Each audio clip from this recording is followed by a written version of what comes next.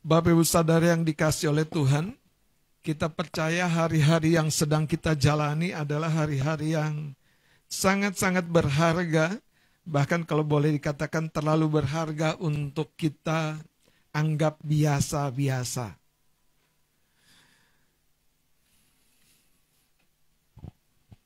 Kenapa saudara? Karena seringkali ketika kita menganggap hidup kita biasa-biasa, kita akan mudah lengah, kita akan mudah, kalau seorang prajurit ya, meletakkan pedangnya, meletakkan perisainya, dan kemudian mengambil satu kehidupan yang seperti orang biasa-biasa. Nah saudara, sebelum lebih jauh lagi, kalau Anda menyimak 2 kali Ibu Gembala menyampaikan firman Allah, sebuah pesan yang kuat, supaya engkau dan saya menyadari kita ada di dalam hidup yang diberkati ini, harus bertanding, berjuang saudara, bertanding. Artinya kita berupaya melakukan apa yang Tuhan kehendaki dalam hidup ini. Pertanyaannya terkadang muncul di dalam benak saya juga, sebetulnya kita sedang berjuang dan bertanding dengan siapa? Satu hal yang jelas, kita sedang bertanding dan berjuang melawan manusia daging kita ini. Karena manusia daging kita ini yang menjadi lawan kita. Betul? Anda mau bangun pagi jam berapa? Tergantung. Alarm boleh bunyi jam 5, setengah 5, bangunnya setengah 7. Berangkat kantornya jam 8, masuk jam 8:05. Saudara, tergantung. Jadi kalau Anda dengar perkataan saya, perjuangan yang pertama-tama, yang paling dekat, itu bahkan bukan melawan setan, tapi melawan manusia daging kita ini, yang cenderung makin merosot. Kita bisa khawatir, di waktu-waktu sebetulnya kita sangat diberkati. Dari mana kekhawatiran itu? Kita bisa baper di waktu-waktu di mana rasanya banyak kebaikan Tuhan yang tidak terhitung dalam hidup kita. Pertanyaan dari mana saudara? Manusia daging kita ini, dengarkan saya dengan baik, menyimpan sekian banyak memori. Makanya manusia lama sekalipun dia sudah dimatikan, dia berkemungkinan hidup lagi. Nah masalahnya kalau itu hidup saudara, itu jadi penghalang jalan kita menuju penggenapan janji Tuhan.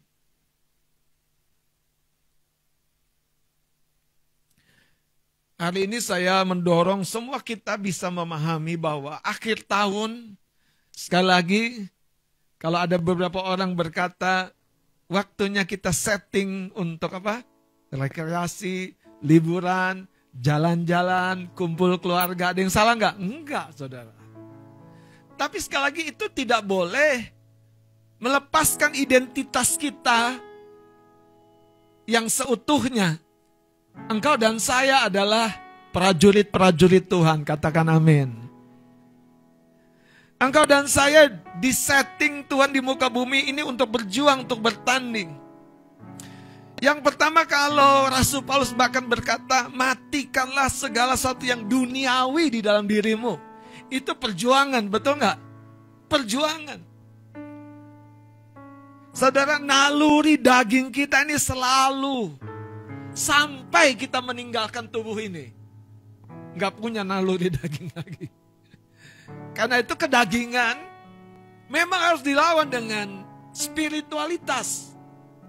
Kalau kerohanian Anda makin drop, ya yang daging ini makin kuat merayap. Makin jauh kita dari Tuhan, ya kita makin dekat dengan dunia ini. Jadi yang pertama kita harus bertanding dan berjuang mengalahkan manusia daging kita. Katakan mengalahkan manusia daging. Manusia daging ini saudara selalu punya alasan. Capek lah, lemes lah, gak ada duit lah. Ya kan, jauh lah. Tetapi saudara, kalau yang di dalam ini mendorong engkau untuk mencari Tuhan, ikuti, melangkah. Karena sebetulnya di sana akan terjadi keajaiban. Wanita yang 12 tahun sakit pendarahan, siapa yang akan berkata hidupnya enak ya? Ketemu Tuhan Yesus, Saudara, dia tidak ketemu Tuhan Yesus. Dia mengejar Yesus dari belakang. Dia mendesak maju di tengah-tengah keadaan yang rasanya memblokir jalannya. Nah, saya menceritakan hal-hal yang simpel ini di permulaan renungan kita, supaya Anda tahu, sampai akhir tahun ini pun, kita harus setting alarm kita dalam mode fighting. Haleluya. Kita harus setting mode alarm kita dalam mode fighting. Ada orang yang berjuang untuk dirinya, bagus. Ada orang yang sudah tumbuh, bukan hanya berjuang untuk dirinya, tapi berjuang untuk anak-anaknya, berjuang untuk pasangannya, berjuang untuk orang yang dilayani. Itu lebih-lebih lagi sangat-sangat baik. Jadi hidup ini memang perjuangan, saudara. Kalau Anda dikecewakan, apa perjuangannya? Anda harus taklukkan kekecewaan.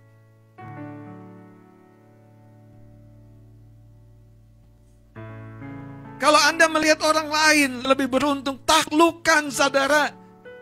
Perasaan-perasaan yang datang tiba-tiba dari manusia daging Anda itu yang berkata, kamu gak dikasih Tuhan. Buat apa berdoa lagi?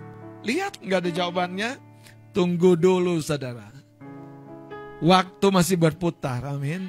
Haleluya, amin.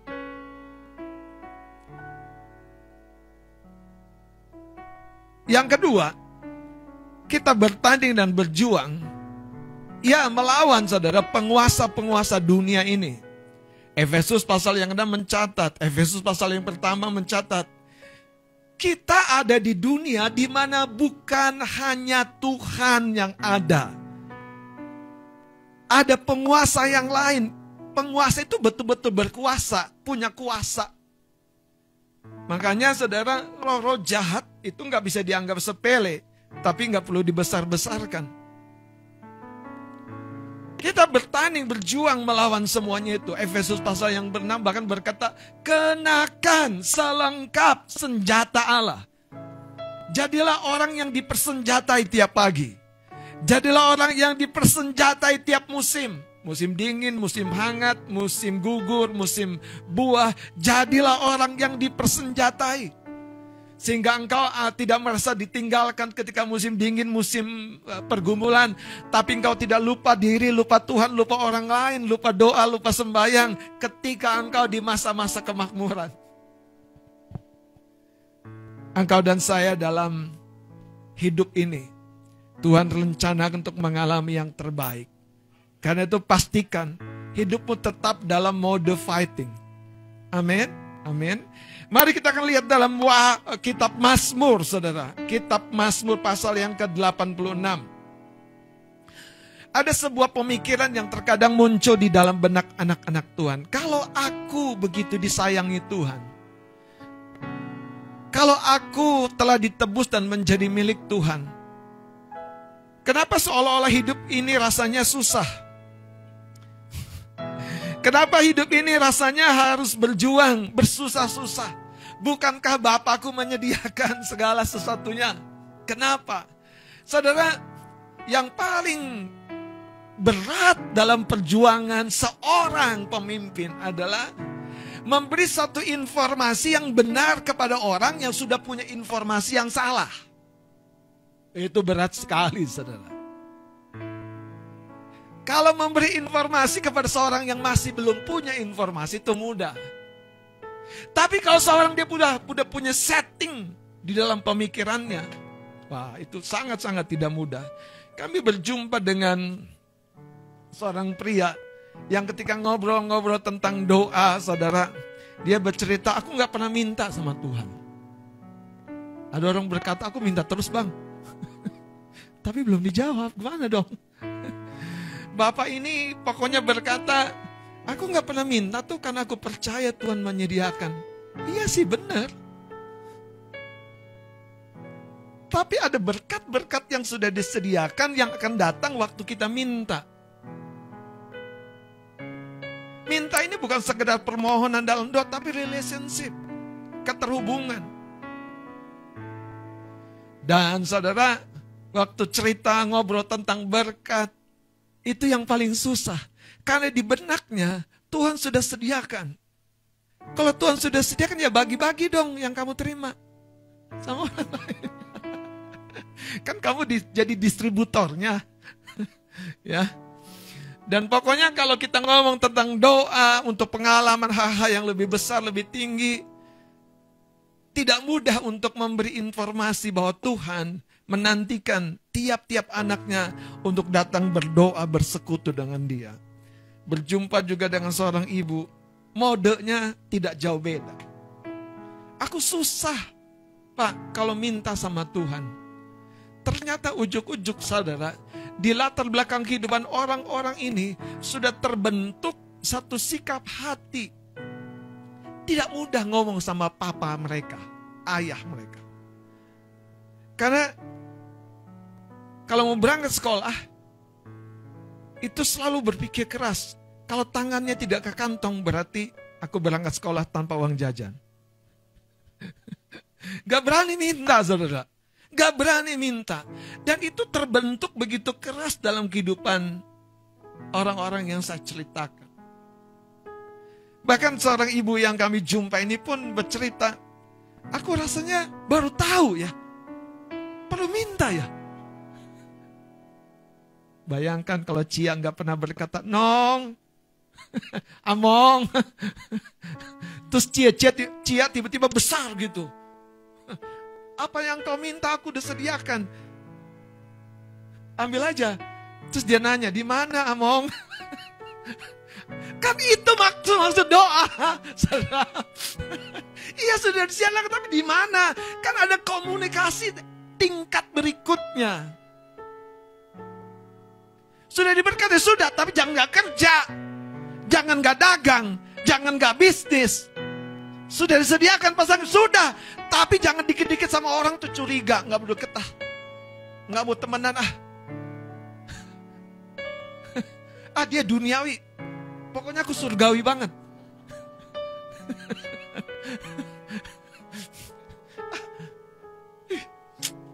Aromanya aja aku gak bisa deket. Beda dia. Ujungnya saudara yang agamawi, yang sudah terlalu di surga tapi masih di bumi. Padahal Tuhan bilang, Dia mengutus kita ke tengah-tengah. Tapi apakah Anda berubah jadi segala? Halo? Ya enggak lah. Haleluya. Terus apakah Anda menjadi santapan dan makan siang mereka? Enggak lah. Kenapa? Kuncinya jadilah cerdik, jadilah tulus. Katakan amin. Saudara, karena seringkali tanpa kita sadari ada sesuatu di kehidupan kita yang membentuk konsep hidup kita. Bukan sebuah konsep hubungan dengan Bapa. Oh, saudara. Kalau konsep hidup kita tuh hubungan dengan Bapa, kita bukan hanya ngomong tentang minta, tentang doa. Relationship, saudara. Kita tahu yang Dia bisikin. Kita tahu yang Dia instruksikan. Kita tahu yang Dia tulis dan Dia belum beri sama kita. Makanya Tuhan waktu mau menghajar Sodom dan Gomora, Dia gak enak hati sama Abraham. Karena Abraham sudah membangun sebuah kehidupan yang relationship-nya tuh kuat. Sampai Tuhan gak enak. Dan ternyata karena ada keponakan Abraham di Sodom dan Gomora. Sampai Tuhan tuh gak enak. Mau dihajar gak ya? Ntar dia marah nih temen gua Abraham. Tapi beneran loh, itu karena Abraham menjadi sahabatnya Tuhan. Tapi kemudian Abraham masih doa gak? Doa. Masih berdoa. Sangat-sangat saudara, sampai ngotot lagi. Sekiranya. Nah kalau cuma 10, boleh nggak jangan diminus? Iya, kalau 10 aku, sayangnya saudara, cuma aja Lot dan keluarganya. Akhirnya tetap dijungkir balikan. Mari lihat Mazmur 86. Satu cerita yang menarik dari seorang tokoh yang kita tahu, doa Daud, doa minta pertolongan. Doa minta apa?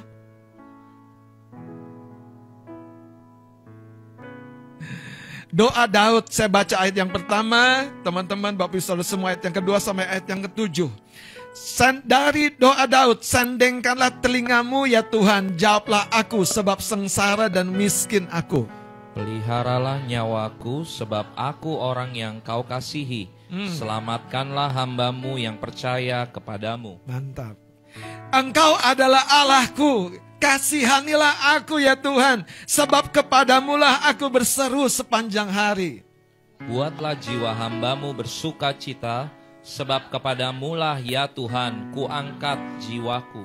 Sebab Engkau ya Tuhan baik dan suka mengampuni, dan berlimpah kasih setia bagi semua orang yang berseru kepadamu. Pasanglah telinga kepada doaku ya Tuhan, dan perhatikanlah suara permohonanku. Ayat 7 sama-sama. Pada hari kesesakanku aku berseru kepadamu, sebab Engkau menjawab aku. Ada Amen. menangkap sesuatu pada hari kesesakanku. Jadi artinya saudara, tidak selalu kita menjalani sebuah kehidupan seperti Mazmur 86 ini. Ada waktunya kita enak-enak saja, nyembah, nyanyi, tidur, jalan-jalan, nikmati kemurahan dan kebaikan Tuhan. Tetapi pada hari kesesakanku, jangan terlena, jangan tertidur, jangan lupa, jangan lalai. Berserulah kata firman Allah. Masalahnya setan selalu men-setting hidup kita, tidak tahu bahwa kita sedang sesak. Kita sedang ada dalam mara bahaya. Kita sedang di pinggir jurang. Tapi kita berpikir, oh enggak kok, aman kok, baik kok. Sampai asumsi-asumsi kita itu dipakai setan untuk menghancurkan hidup kita. Saudara, tidak ada sakit yang tiba-tiba menjadi begitu kronis, parah, tidak tertolong lagi. Sebelum sebuah alarm bicara, tubuhku ini gak sehat nih. Terus, apa yang kita lakukan? Kemarin di Pasutri kasih list check and recheck kerohanian kita. Kalau kita belajar memeriksa api, nyala api di roh kita tentang menyembah, doa, baca firman, itu saja yang pertama. Dan kita dapati nyala apinya siap menyengat. Betul, saudara, siap menyengat. Oh, saudara, bukan hanya kedagingan yang akan kalah. Setan gak berani menjengkat.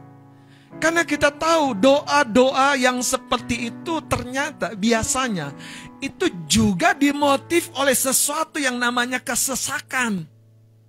Makanya dari sini saya percaya Tuhan memakai kesesakan-kesesakan kita, dengerin ya, kesesakan-kesesakan kita, jadi bukan dia yang buat. Anda harus dengar baik-baik sekali lagi.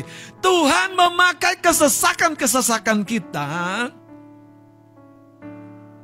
kecuali dia sedang menguji kita, kecuali dia sedang melatih kita. Karena pada faktanya, kesesakan-kesesakan yang justru lebih banyak, karena memang proses pendewasaan kita.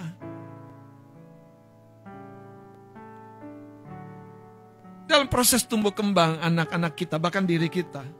Bukankah kita berkali-kali melakukan kesalahan dan merugikan siapa? Diri kita sendiri. Iya, merugikan siapa? Diri kita. Tapi kesempatan itu adalah kesempatan yang terbaik untuk membangun, melatih, dan mempertajam diri kita.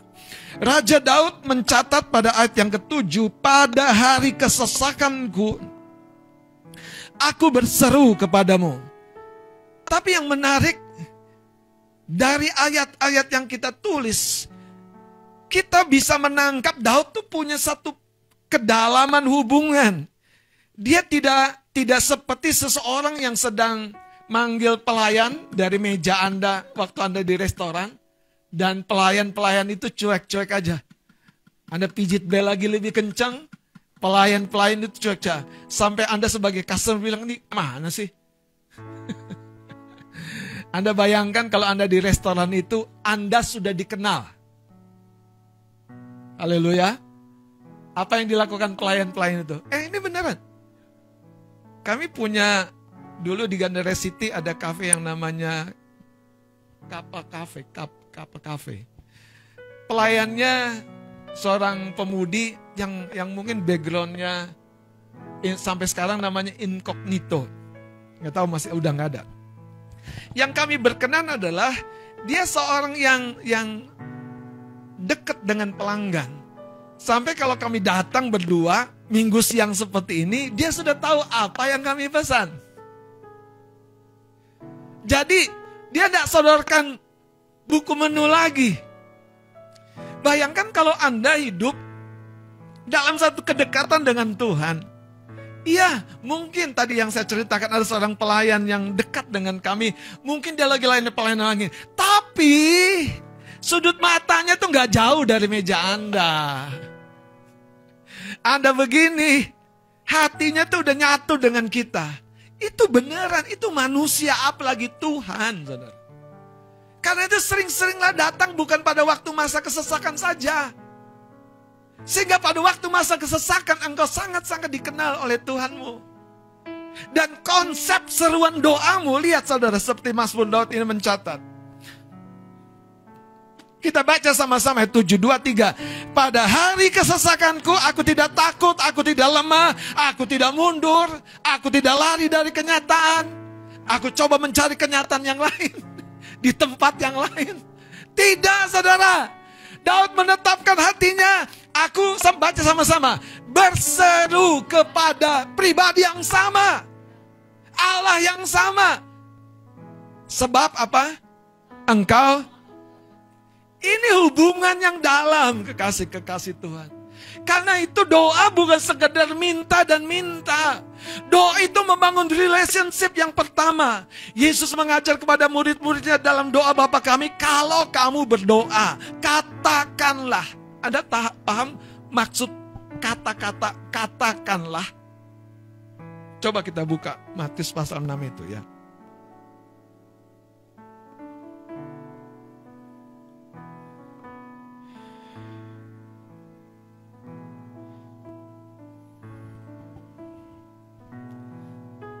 Jadi saudara lihat Matius pasal yang ke-6 ayat 9. Karena itu berdoalah demikian, Bapa kami yang di sorga, dikuduskanlah namamu, datanglah kerajaanmu, jadilah kehendakmu di bumi seperti di sorga. Ini tentang siapa? Tentang Tuhan. Bukan tentang diri kita, tentang kepentingan kita. Karena itu doa bukan sekedar minta-minta dan mendesak-desak Tuhan. Doa adalah step di mana kita membangun relationship yang lebih karib, lebih dekat. Seperti tadi saudara memasuki tempat di mana biasanya ada duduk nongkrong. Dan pegawai dan pelayannya sudah tahu apa yang biasa Anda pesan. Yang murmur itu. Yang murmur. Pokoknya kalau dia masuk, yang murmur itu. Tapi tiba-tiba lagi tanggal muda, aku pesan yang itu sama yang ini juga ya. Wah, dia akan bilang tumben. Saudara, kalau Anda punya hubungan, doamu tuh bukan sebuah doa yang sepertinya menyusahkan hidupmu. Kenapa? Karena dari kebenaran yang Anda hidupi. Makanya Tuhan berkata, karena itu berdoalah demikian. Saudara, doa ini banyak orang berkata bukan sebatas kata-kata. Saya mau berkata justru doa ini bukan sebatas hati yang percaya.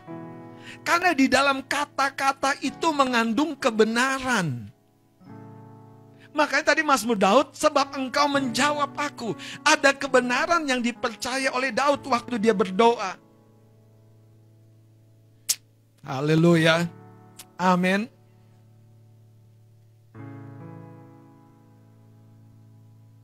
Sekarang buka Lukas pasal yang ke-11. Ayat yang kedua. Tolong seorang baca. Ayat yang kedua saja. 11 ayat yang kedua. Ya. Jawab Yesus kepada mereka. Apabila kamu berdoa, katakanlah. Bapa dikuduskanlah. Jadi saudara, namamu. jangan luput. Yesus sampai bilang gini, katakanlah. Jadi kata-kata yang kita gunakan itu mendeskripsikan pengenalan kita. Kita kenal nggak? Jadi Ada yang salah nggak kalau kita doa, Tuhan, dengarlah doaku, bukankah engkau tidak tuli? Tuhan, jawablah doaku sebab engkau selalu bersama dengan aku. Lah kalau dia selalu bersama dengan aku, kenapa aku berseru ya? Nah di sini saudara, kata-kata itu akan keluar menjelaskan suasana hati kita dengan dia.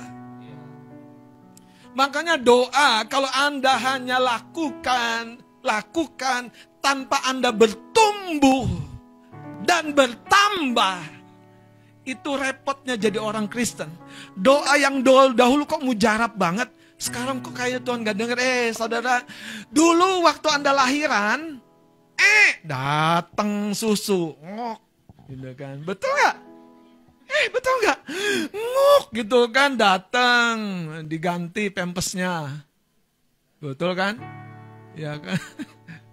Masa sampai tua kata Yesus saya, ngek Tuhan datang kasih, ngok Tuhan datang, digendong, ya kan? Bayangkan saudara, betapa sedihnya Tuhan harus menggendong banyak babies di gereja itu. Haleluya. Kan dulu Tuhan jawab doanya begitu. Dulunya yang mana? Waktu Anda nggak bisa apa-apa. Oh, datang Tuhan. Ada apa dia? Dia kuat lagi. Makasih Tuhan, kau selalu ada bersama dengan aku. Tapi sekarang kok rasanya kau jauh. Siapa bilang jauh?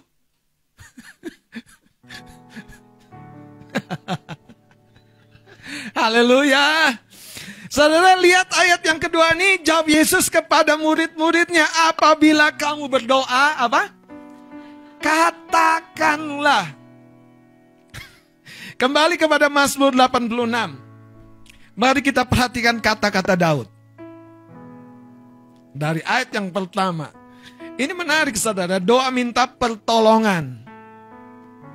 Ini orang yang sadar dia nggak mampu, nggak cukup mampu, nggak seutuhnya mampu. Enak kan tuh saya jelasin?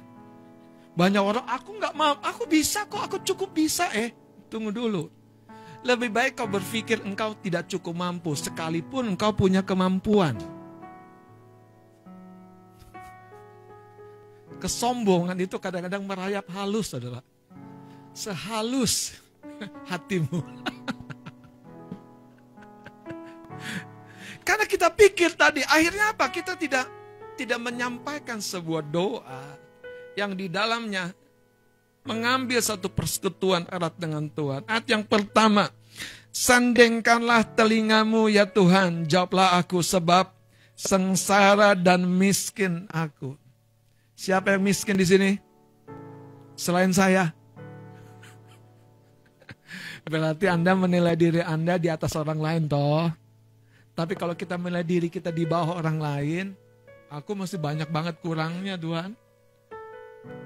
Daud, dia punya mimpi yang sangat besar loh, membangun bait Allah. Gak pernah ada di dunia satu manusia yang punya mimpi, punya visi membangun sebuah bait Allah yang begitu besar. Gak pernah, tapi Daud punya. Saya lanjutkan. Ayat 2, peliharalah nyawaku sebab aku orang yang, ini orang yang pede jelas kalau doa begini. Yang akan nugerahkan? Pede dia. Peliharalah nyawaku. Jangan dihabisin ya karut ya. Ingat aku ya.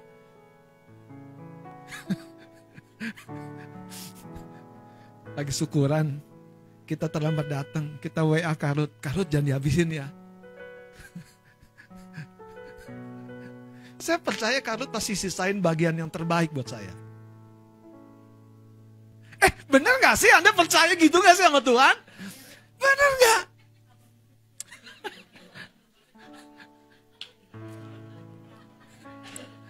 Iya, kan harusnya kan gitu kan Mas Kris ya. Nih Mas Kris mau mampir ke saya, ke ruangan saya. Mas, mampir ya. Ke apa itu namanya? Makanan kita tuh kalau kita ketemu. Hah? tahu tek. Wah, kalau itu nanti dia jawab, nggak usah dikasih tahu bang, pasti aku bawa. Coba, itu kan levelnya dahsyat sekali. Nggak usah dikasih tahu bang, pasti aku bawa. Jangan lupa sama teh pucuknya. Oh tentu bang. Anda tahu nggak sih, itu namanya hubungan. Bayangkan kalau kita minta yang memang dia di hatinya tuh mau kasih. Menurut saya itu yang dapat lakukan. Betapa indahnya doa yang seperti itu. Anda percaya nggak sih Anda dikasih? Mintanya apa sama Tuhan? Gede. Kita suami aman dong ya. Kalau istri-istri percaya mereka dikasih Tuhan.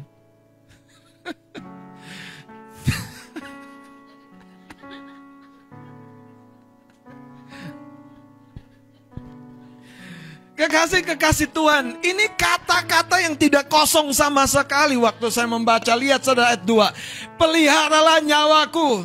Itu yang saya suka cerita. Kalau saya pulang ke rumah, di pikiran saya yang pertama, bawa sesuatu buat peliharaan kami yang namanya Coco. Sebab dia anjing peliharaan, bukan anjing liar yang bisa makan di tetangga.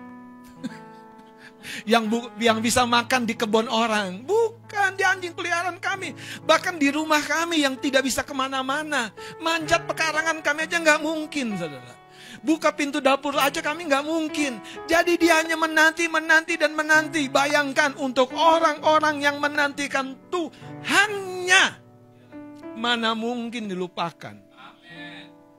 Wajah Anda tergambar dengan detail. Bukan hanya senyumnya aja, mencutnya tergambar. Tahu mencut? Lagi kecewa, asem, kesel. Tergambar. Tapi Daud berkata, peliharalah nyawaku sebab aku orang yang kau kasih. Selamatkanlah hambamu yang percaya kepadamu. Wow. Ayat 3-nya perhatikan, engkau adalah Allahku, kasihanilah aku ya Tuhan, sebab kepadamulah aku berseru. Kok yang ini yang gak enak ya Bang Oras ya? Kok berseru aja harus sepanjang hari Mas Kris? Enak gak sih? Kayak tadi tuh kita pijit, gak datang pegawainya. Padahal kita udah pede kan. Pede ngajak orang lain ke resto itu. Pokoknya nanti kita akan makan enak. Tiba-tiba datang di sana kita dicuekin. Anda pernah nggak datang ke hari raya, ada lebaran gitu? Penuh semua. Mau duitmu bergelimpangan juga. Yang duluan di meja kasir, yang duluan pesan, dia yang dapat. Makanya berserulah sepanjang hari. Banyak orang Kristen tuh di area ini, dia mau menggampangkan hubungannya dengan Tuhan. Dia pikir Tuhan kan sayang sama aku. Ngapain aku ngotot-ngotot? Gak ada yang bilang ngotot doa. Bangun hubungan. Berseru sepanjang hari itu bukan kayaknya gini nyesek banget gitu. Bukan hanya itu. Tapi kita tadi tuh, kita sudah sampai di resto yang benar. Ya lagi sibuk. Ya lagi padat, lagi full house. So, apa yang kita kasih tahu? Kalau istri saya selalu proaktif. Sebelum pelayan datang, kita datangin pelayannya. Sebelum pelayannya terlambat, kita ingetin dia. Sebelum pelayannya lupa, kita kan butuh makan dan minum. Dia bawa makanannya semua. Terus minumannya gak keluar, bayangin. Terus apa yang kita lakukan? Ya datang lagi. Itulah makna berseru sepanjang hari.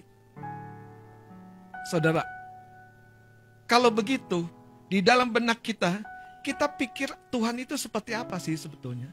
Seperti pelayan kita. Beneran nih kata-kata saya. Karena banyak orang Kristen menganggap Tuhan tuh tahu, Tuhan tuh ngerti, Tuhan tuh sayang. Artinya kita tenang-tenang saja. Kita akan aman bahagia selamanya. Tidak ada tantangan pergumulan masalah. Tidak ada kecewaan. Tidak ada penundaan. Tidak ada setan. Dunia ini aman karena Tuhan Yesus sudah bangkit dari kubur. Haleluya. Tuhan Yesus sudah bangkit dari kubur, saudara. Orang Farisi masih berkeliaran. Yang menipu apa? Kan dia bilang, kasih duit sama penjaga. Jangan bilang dia bangkit. Ada nggak ceritanya? Makanya siapa bilang mau Yesus sudah bangkit, mau Roh Kudus sudah dicurahkan, bagianmu dan bagianku adalah mengalami persekutuan yang makin erat dengan dia. Ingat saja saudara, kalau Anda punya mesbah doa, jam doa yang tekun, tidak mungkin Allah melupakanmu, tidak mungkin. Ya mungkin Anda melambai tangan, seperti tadi saya ceritakan, seorang penjaga yang kita kenal, sibuk sekali, tapi tidak mungkin sudut matanya tidak terarah kepada kita. Makanya yang namanya ikat janji itu kuat loh saudara. Ikat janji itu kuat. Anda diselamatkan ujungnya seperti Tuhan menyelamatkan Lot. Mana ada upaya Lot? Kenapa? Karena ikat janji Abraham. Lihat saudara 4, buatlah jiwa hambamu bersuka cita kepadamu lah ya Tuhan, ku angkat jiwaku. Sebab engkau ya Tuhan baik dan suka mengampuni dan berlimpah kasih setia bagi semua orang yang berseru kepadamu. Ayat 6-nya kita baca sama-sama, 2, 3. Pasanglah telinga kepada doaku ya Tuhan dan perhatikanlah suara permohonan. Coba baca baik-baik ayat 6 ini. 2, 3. Pasanglah telinga. Jangan-jangan Tuhan, ya Tuhan telinganya lagi istirahat, begitu maksudnya. Pasanglah telingamu. Artinya kenapa? Tuhan, tolong ya permohonanku jangan dilewatkan. Kadang-kadang itu yang masalah. Nih saya coba membawa Anda, jangan mengkonsep Tuhan tuh otomatis. Tuhan tuh Tuhan yang suka hubungan. Karena itu doa bukan sekedar permintaan, doa itu relationship. Bahkan di ujung sana nanti ketika Anda lebih dekat, Anda lebih dekat. Anda harus dengerin kata-kata saya dengan baik. Waktu Anda lebih dekat lagi, Anda tidak lagi berdoa. Karena Anda seirama dengan dia. Seperti Yesus berkata, kamu tidak lagi kusebut hamba, kamu sahabat. Karena sahabat tahu apa yang di hati sahabatnya. Doa itu apa? Hubungan. Di ujung yang begitu dekat, kita bisa berjalan seirama dengan Tuhan. Itu sebabnya jangan abaikan. Tuhan memakai hari-hari kesesakan kita, masalah sakit penyakit, masalah keluarga, masalah keuangan. Berserulah kepada Tuhan, katakan amin. Berseru, karena dia menjawab saudara. Mari kita akan lihat satu bagian Alkitab yang tidak kalah penting yang perlu kita baca dalam kitab Efesus.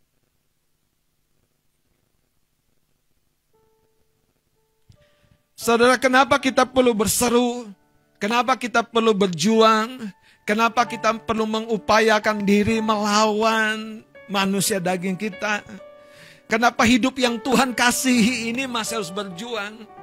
Saudara, ada proses di dalamnya. Ayat 18 Efesus pasal yang pertama dari ayat 17 saja saya baca. Dan meminta kepada Allah Tuhan kita Yesus Kristus, yaitu Bapa yang mulia itu, supaya ia memberikan kepadamu roh hikmat dan wahyu untuk apa? Mengenal dia dengan benar. Dan supaya ia menjadikan mata hatimu terang, agar kamu mengerti pengharapan apakah yang terkandung dalam panggilannya. Baca sama-sama. Betapa kayanya kemuliaan bagian yang, betapa kayanya kemuliaan bagian yang ditentukan Tuhan, yang telah ditentukan, dikasih label ini miliknya.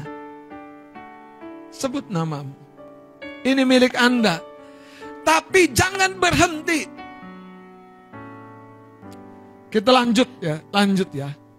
Betapa hebat kuasanya bagi kita yang percaya sesuai dengan kekuatan kuasanya yang dikerjakannya di dalam Kristus dengan membangkitkan dia dari antara orang mati dan mendudukan dia di sebelah kanannya di sorga jauh lebih tinggi dan seterusnya. Dan dikatakan jauh lebih tinggi ayat 21 dari segala pemerintah dan penguasa dan kekuasaan dan kerajaan dan tiap-tiap nama yang dapat disebut. Ayat 21-nya ini jauh lebih tinggi dari segala pemerintah dan penguasa dan kekuasaan dan kerajaan. Artinya hidup yang Tuhan karuniakan hari ini, hidup yang di dalam berkat-Nya hari ini, hidup yang tetap kita harus fighting, harus berjuang. Ada orang berkata, aku berjuang untuk hidup. Sebetulnya lebih tepat, kenapa Anda berjuang? Karena Anda ada di dalam kehidupan. Ada sebuah statement closing dari sebuah cerita yang saya saksikan yang bagus sekali. Ada seorang bapak duduk berdua, sama-sama punya anak gadis. Dan anak gadisnya hilang, seorang bapak yang pertama. Sekian lama, kira-kira 3 tahun, 4 tahun.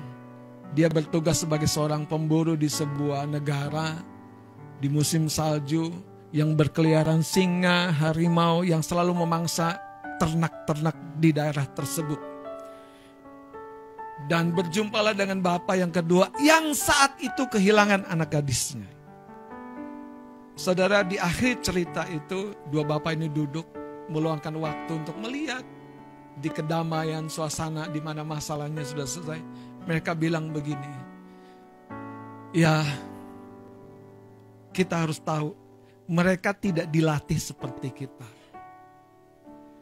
Saudara,